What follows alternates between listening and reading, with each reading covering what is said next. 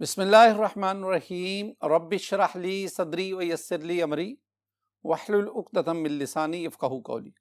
अस्सलामु अलैकुम स्टूडेंट्स, मैं हूं वाजिद अली कंबो, आपका chemistry teacher. Student second year chemistry chapter 15। My dear student, ये जो चैप्टर है इसमें हम ना पूरे चैप्टर में 3 केमिकल इंडस्ट्रीज उनको स्टडी करेंगे। हमारे पास फर्टिलाइजर्स हैं, सीमेंट है और पेपर है। तो हम आगाज करते हैं फर्टिलाइजर से। तो आइए बढ़ते हैं। My dear student, fertilizer industry में पहले हम ना फर्टिलाइजर्स, जैसे हम उर्दू में कहते हैं ना खादें, तो फर्टिलाइजर्स क्या है उनकी डेफिनेशन उसको देखते हैं। फर्टिलाइजर्स में the substances which are, fertilizer यानी क्या है? Fertilizer are the substances which are added to the soil to make up the deficiency of essential elements like nitrogen, phosphorus and potassium required for the proper growth of plants are called fertilizers.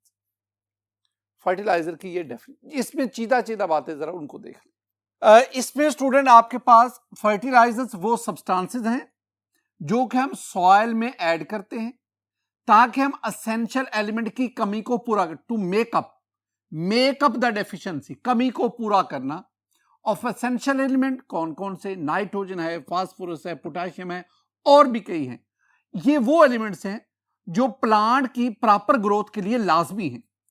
तो soil में plants की proper growth के लिए जो elements हैं उनकी कमी उसको पूरा करने के लिए जो हम कंपाउंड यूज करते हैं, दे आर कॉल्ड फर्टिलाइजर्स। अब अगर आप लफ्ज को देखेंगे ना, ये जो फर्टिलाइजर का लफ्ज है ना, बेसिकली ये फर्टिलाइज से निकला है। फर्टिलाइज, जरखेज करना, और फर्टिलाइजर्स जरखेज करने वाले, यानी वो कंपाउंड जो सॉइल को जरखेज करते हैं। अब जरखेजी कैसे आएगी? अगर हम कंपाउंड को सॉइल में ऐड करते हैं तो ये सॉइल में जो इंपॉर्टेंट न्यूट्रिएंट्स हैं उनकी कमी को पूरा करते हैं। माय डियर स्टूडेंट, फर्टिलाइजर की बहुत सारी एग्जांपल है। इसमें हमारे पास मन्योर है, मन्योर, यूरिया है, बहुत इंपॉर्टेंट फर्टिलाइजर। पाकिस्तान में सबसे ज्यादा इस्तेमाल होने वाली नाइट्रोजन फर्टिलाइजर, पोटेशियम नाइट्रेट है, अमोनिया है और बहुत सारी फर्टिलाइजर। स्टूडेंट, फर्टिलाइजर के बारे में 2-3 बातें, खादों के बारे में 2-3 points. Fertiliser enhance the natural fertility of the soil. Fertiliser मट्टी की, सॉइल की कुदरती जो जरखेजी है उसको बढ़ाते हैं और replenish the chemical elements taken up from soil by previous crop. जब आप किसी भी जगह पे फसल उगाते हैं तो वो प्लांट्स क्या करते हैं, फसल क्या करती है, वो जमीन में मौजूद इंपॉर्टेंट न्यूट्रिएंट्स अपने साथ ले जाती है। अगर एक जमीन में लंबे अरसे तक आप फसल उगाते रहेंगे तो उस जमीन में इंपॉर्टेंट न्यूट्रिएंट्स की कमी होती जाती है और उन न्यूट्रिएंट्स की कमी की वजह से अब जो है ना प्रॉपर ग्रोथ ऑफ प्लांट्स नहीं हो सकेगी। अब वो जो जमीन है वो अच्छी फसल नहीं दे सकेगी। तो हम क्या करते हैं, उस जमीन में, उस सॉइल में जो न्यूट्रिएंट्स कम हो गए उनकी कमी को दूर करने के लिए हम उसमें फर्टिलाइजर्स ऐड करें, खादें डालते हैं। ये खाद उस जमीन में इंपॉर्टेंट न्यूट्रिएंट्स, उसकी कमी को पूरा करती है। दूसरी बात, plants need nutrients from the soil for a healthy growth which are provided by fertilizers। तो यही बात हमने ऊपर की। माय डियर स्टूडेंट, ये वो चीजें हैं जो हम फर्टिलाइजर की डेफिनेशन क्या है और फर्टिलाइजर्स क्या क्या एग्जांपल क्या है, और फर्टिलाइजर की ये मैंने 2 बुनियादी सी बातें लिखी। मैंने ना एग्जांपल में एक ये फर्टिलाइजर है मन्योर, इसका जिक्र किया है। अब व्हाट इज मैन्योर, मैन्योर क्या है, डेफिनेशन इसकी क्या है, इसको आइए हम पढ़ते हैं। माय डियर स्टूडेंट, मैन्योर की डेफिनेशन में मैं क्या कहूंगा, an organic material used to fertilise land. Organic material जो लैंड की फर्टिलाइज के लिए, यानी ये this one is a natural fertiliser. It usually consist of faeces and urine of domestic livestock, this one is called. यानी आप ज़हन में बिठा लें, जो घरेलू पालतू जानवर हैं, डोमेस्टिक घरेलू लाइफ स्टॉक पालतू जानवर, जिसमें गाय है, जिसमें भैंस है, जिसमें बाकी जो जानवर जो घरों में हम पालते हैं।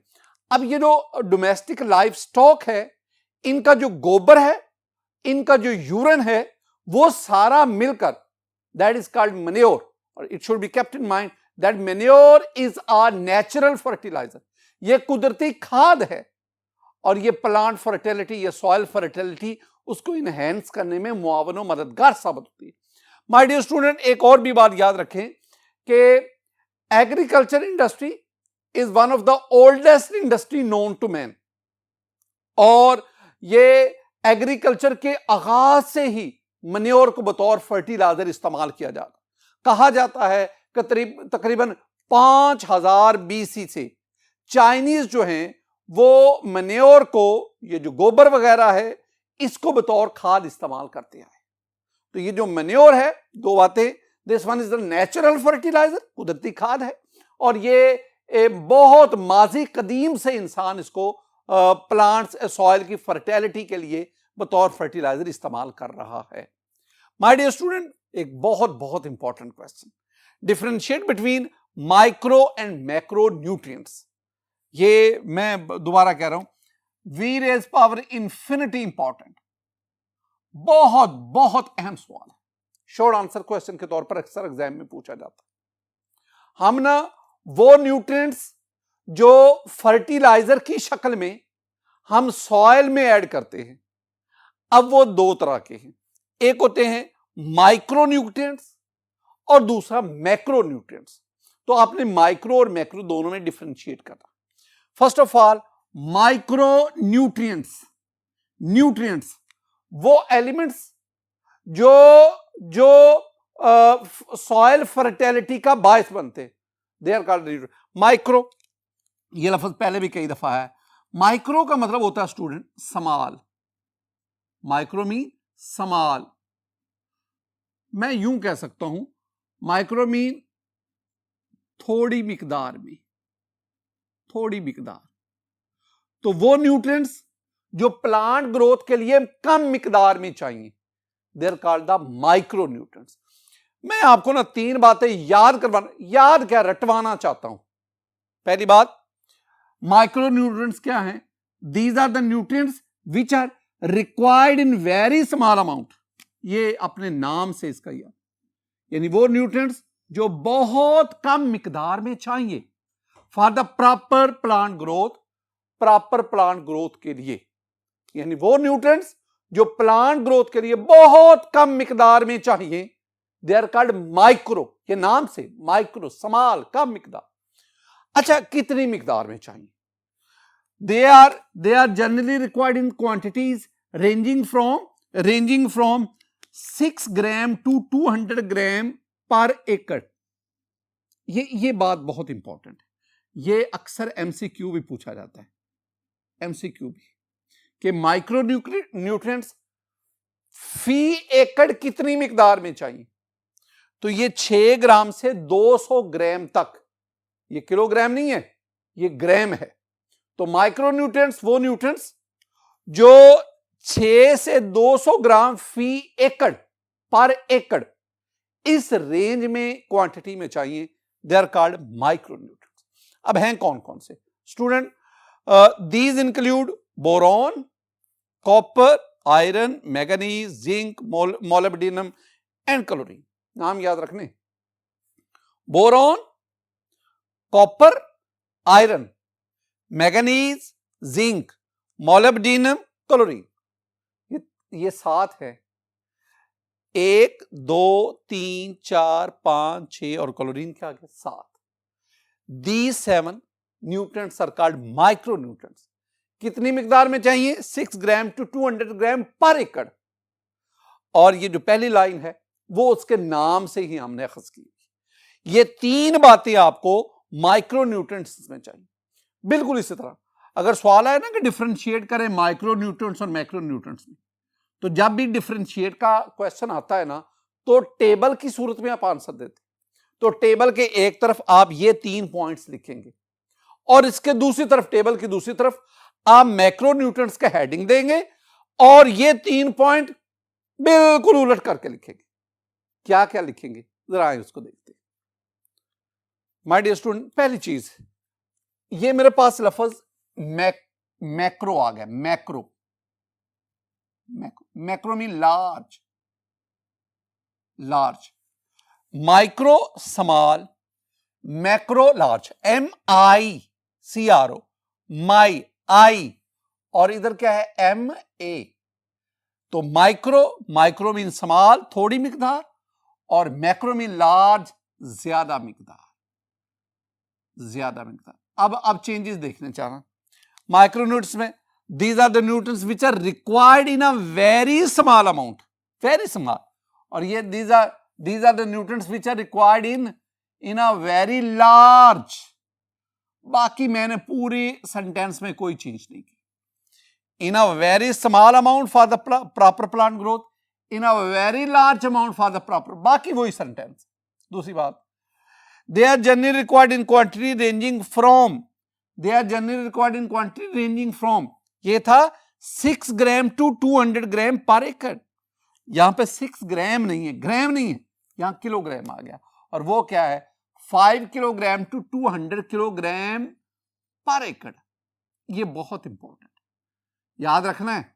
मैंने कहा ना, जैसे वो एमसीक्यू पूछा जाता है, जैसे ये एमसीक्यू पूछा जाता है ना कि माइक्रो न्यूट्रिएंट पर एकड़ कितने चाहिए तो इतने चाहिए, इस तरह ये भी एमसीक्यू पूछा जाता है कि मैक्रो न्यूट्रिएंट्स पर एकड़ कितने चाहिए, तो वो 5 किलोग्राम टू 200 किलोग्राम चाहिए। ये भी एमसीक्यू पूछा। ये जो दो बातें आपको बता रहा हूं ना, ये तो है ही बहुत इंपॉर्टेंट। या शॉर्ट आंसर क्वेश्चन आएगा या एमसीक्यू आएगा। अब माइक्रो न्यूट्रिएंट्स में क्या इंक्लूड है, NPK, nitrogen, phosphorus, potassium, calcium, magnesium, sulphur, carbon, hydrogen and oxygen. इधर कितने एलिमेंट्स थे 7, इधर गिन लो 9 है। 1 2 3 4 5 6 7 8 और 9। तो तीन आपने पॉइंट्स ऑफ डिफरेंसेस डिस्कस कर। पहला माइक्रो मैक्रो मीनिंग के लिहाज से, required in very small amount, required in very large amount for the proper plant growth.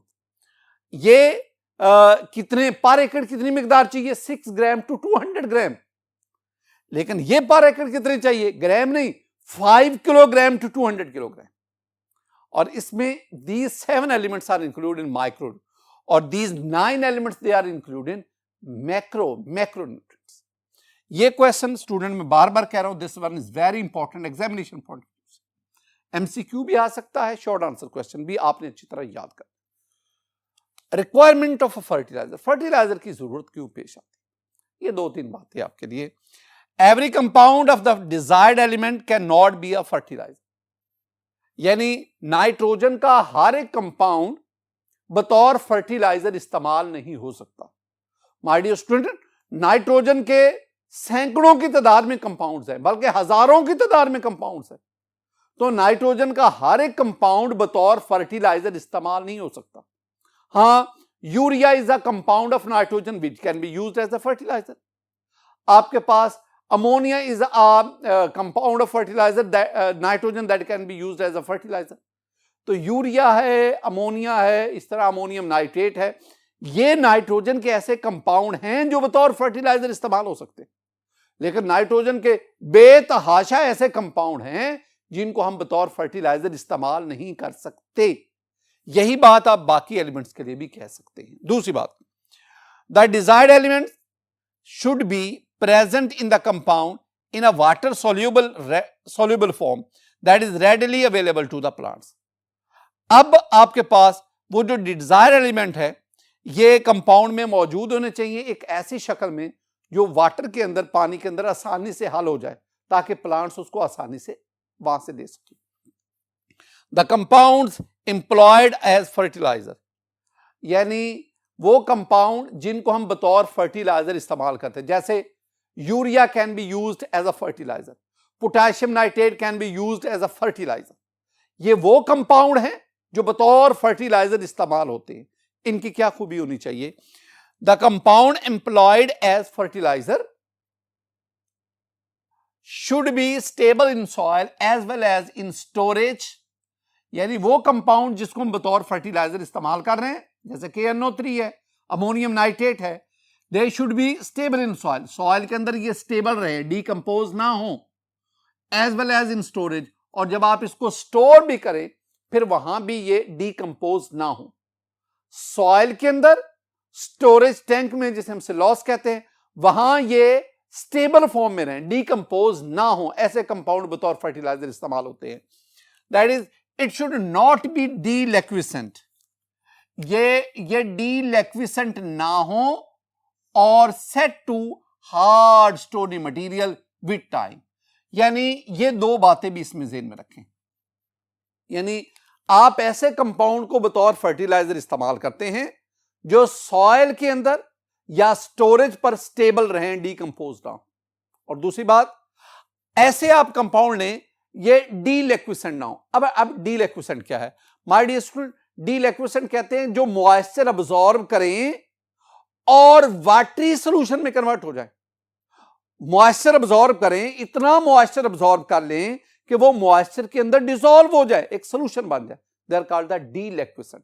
तो आप ऐसे कंपाउंड बतौर फर्टिलाइजर लें जो डीलिक्विसेंट ना हो। और दूसरी बात ये भी है, आप ऐसे कंपाउंड भी ना लें जो with the passage of time जो hard mass, hard stony mass में कन्वर्ट हो जाए और वो बाद में वाटर में डिसॉल्व भी ना हो। ऐसे कंपाउंड को बतौर फर्टिलाइजर इस्तेमाल ना करें। My dear student, it should be cheap to manufacture. ऐसे कंपाउंड बतौर फर्टिलाइजर लें जो कि जिनका बनना सस्ता हो, महंगे ना हो। माय डियर स्टूडेंट, आज का एक और बहुत बहुत important question, essential qualities of a good fertiliser.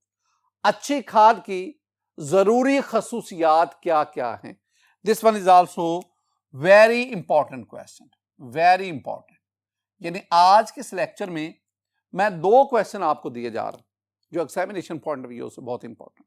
एक, क्या कहा बोला, differentiate between micro and macronutrients, and the second one is essential qualities of a good fertiliser. क्या है? हमारी टेक्स्ट बुक में 7 प्रॉपर्टीज लिखी हुई, 7 क्वालिटीज लिखी हुई हैं एक अच्छी खाद की। पहली, the nutrient elements present in it must be readily available to the plant. यानी खाद की पहली जो गुड क्वालिटी है, गुड फर्टिलाइजर की जो पहली क्वालिटी है वो क्या है कि आप ऐसी खाद, अच्छी खाद कहलाएगी जिसमें मौजूद न्यूट्रिएंट एलिमेंट्स है वो प्लांट्स के लिए आसानी से मुयस्सर हों।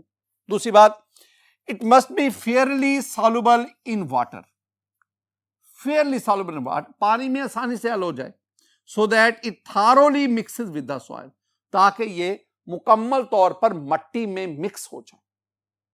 और तीसरी बात, it should not be injurious to plant, ये प्लांट के लिए नुकसानदेह ना हो, खतरनाक ना हो। और इट शुड बी चीप, ये तो बुनियादी खूबियों में शामिल है कि अच्छी खाद, उसकी ये भी खुसूसियत है कि वो सस्ती हो। और फिर नंबर 5 पे, it must be stable so that it is available for the longer time to the growing plant. ये तो ऊपर भी मैंने डिस्कस किया है कि ये सॉइल के अंदर, और जब आप उसको स्टोर करें तो it must be stable, destroyed ना हो, डीकंपोज ना हो। It should not alter the pH of the soil, ये मट्टी की पीएच को चेंज ना करे, पीएच को चेंज ना करे। Plant growth at a stable pH, at a definite stable pH, ये बात ध्यान में रखिए। और लास्ट पे, बाय रेन ऑन वाटर, बारिश या पानी के जरिए, it should be converted into a form, ये जो फर्टिलाइजर ये ऐसी शक्ल में चेंज हो जाए, पानी में हल होकर या बारिश उसके दौरान, which the plant can assimilate easily, जिसको प्लांट आसानी से अब्सॉर्ब कर सके। My dear student, these are 7 qualities of a good fertiliser. आप इनको याद करेंगे, ये भी शॉर्ट आंसर क्वेश्चन के तौर पर पूछा जाता है। माय डियर स्टूडेंट, आज के इस लेक्चर में हमने चैप्टर 15 उसका आगाज किया, और आज के लेक्चर में हम जो चैप्टर 15 में एक जो केमिकल इंडस्ट्री फर्टिलाइजर, हमने फर्टिलाइजर की डेफिनेशन पढ़ी, हमने माइक्रो और मैक्रो न्यूट्रिएंट्स इनको पढ़ा, हमने मैन्योर को स्टडी किया, और हमने essential qualities of good fertiliser. Examination point of view से मैंने 2 शॉर्ट आंसर क्वेश्चन की तरफ इशारा किया, आपने उनको अच्छी तरह याद रखा। मेरी दुआ है कि अल्लाह ताला आप पर अपना फजल फरमाए, अल्लाह ताला आप पर अपना करम फरमाए। अस्सलामु अलैकुम व रहमतुल्लाह।